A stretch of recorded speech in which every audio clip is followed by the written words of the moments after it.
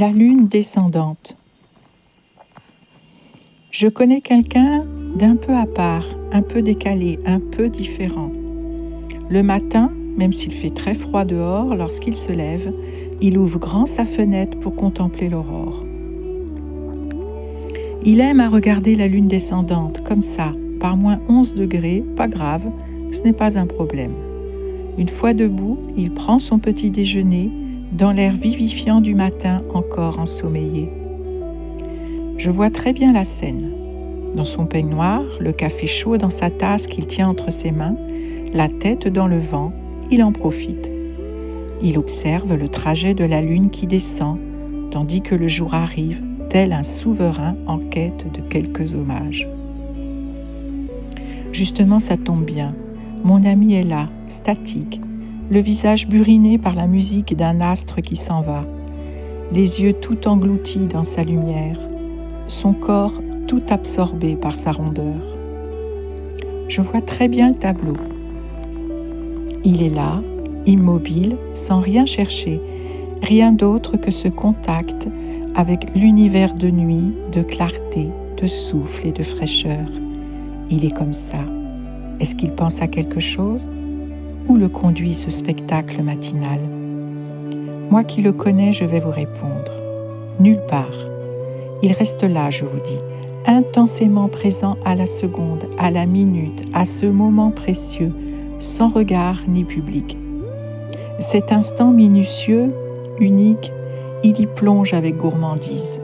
J'en suis sûre, c'est une âme simple, un peu spéciale, pas tout à fait comme tout le monde. Il regarde, pourtant, qu'y a-t-il à voir si ce n'est l'éloignement à pas feutrés de la nuit un peu lassée, puis du jour orgueilleux qui déjà éclabousse de sa fierté tout ce qui nous entoure? Qu'y a-t-il à admirer si ce n'est la succession des journées ordinaires? C'est curieux, vous ne trouvez pas? Assis à sa table, il trempe ses tartines dans son bol qui fume de chaleur dans l'espace aéré de son petit salon. Devant l'admirable beauté de la lune qui tombe avec grâce, il s'émerveille.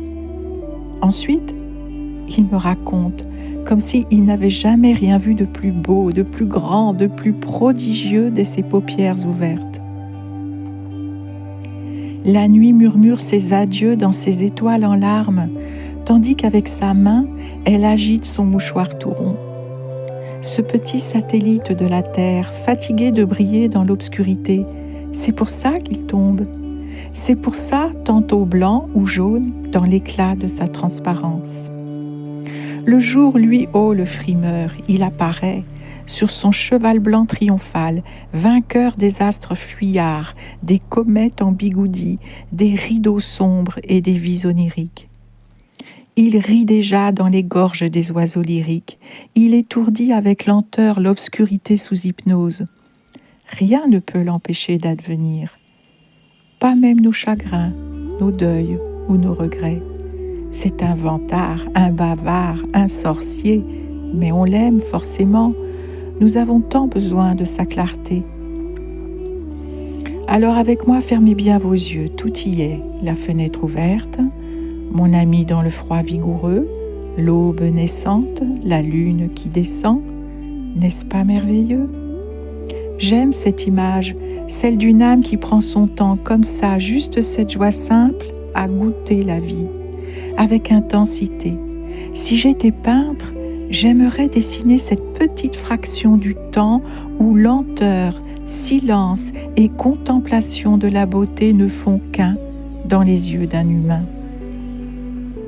J'embrasse les yeux fermés de la nuit voyageuse. Je rends son bonjour à l'aube naissante et surtout, je chéris cet être qui boit son café du matin sans rien perdre de la vie. Je lève mes bras à la lune fugueuse, à la nuit brillante, au jour victorieux. Que la vie est belle, que le monde est beau.